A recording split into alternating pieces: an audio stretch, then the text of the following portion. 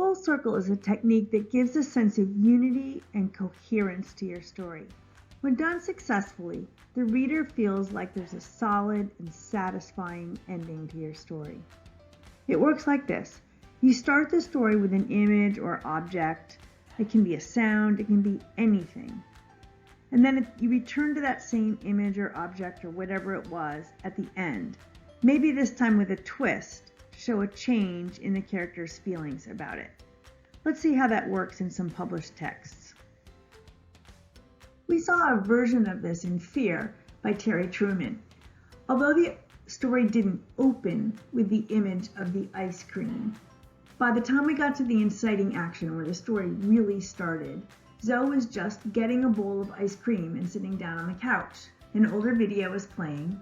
As he lifts a soup spoon of ice cream toward his mouth, a big bite of Rocky Road, suddenly Zoe hears something.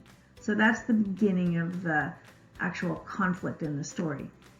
Then, in the resolution, the very last paragraph of the story, we return to this idea of the ice cream. Zoe goes back to his ice cream. Walking back to the couch, he sits back down and glances at his bowl of ice cream. It hasn't even melted too badly yet. As he picks it up, he smiles to himself. That's Zoe, not Alpo. My name is Zoe.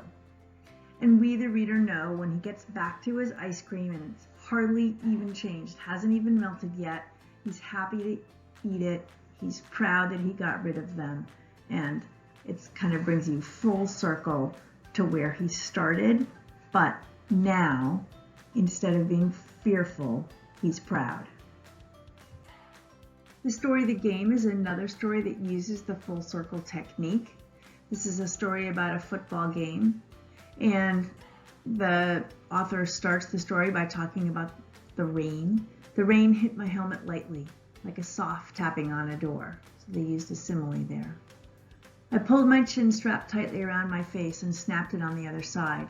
43 teammates standing beside me started to jog, workhorses on the move. The clip-clop of our spikes, the only sound. So there's lots of visual and auditory or hearing imagery here. As we approached the field, the rain picked up.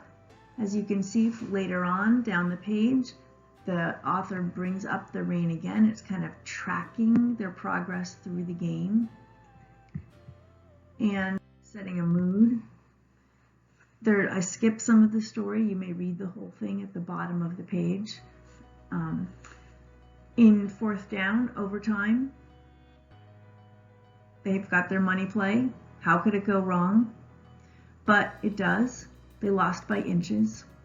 And so we return to the idea of the rain. Tears ran down my face, or maybe it was just the rain. And then they walked back to the locker room. So we've come full circle from walking out of the locker room. Now we're walking back. There's still rain in the picture. Their heads are down.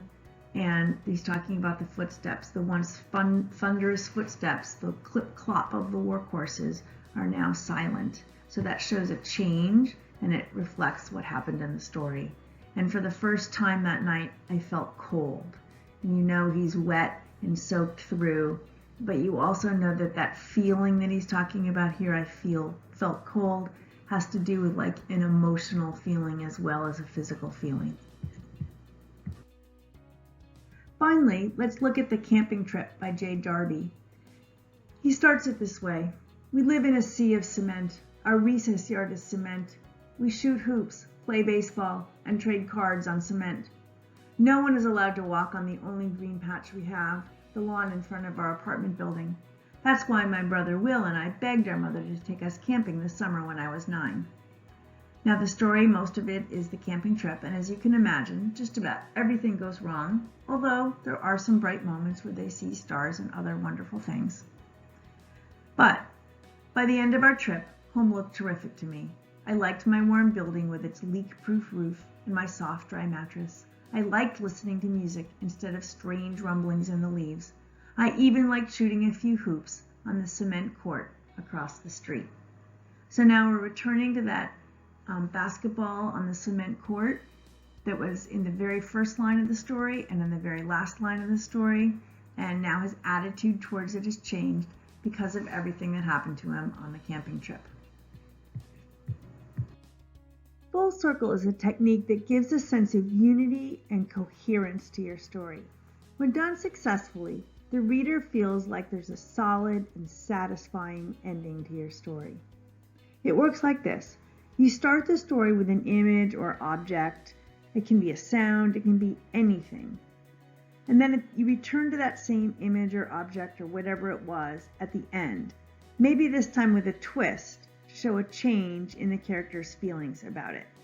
Let's see how that works in some published texts.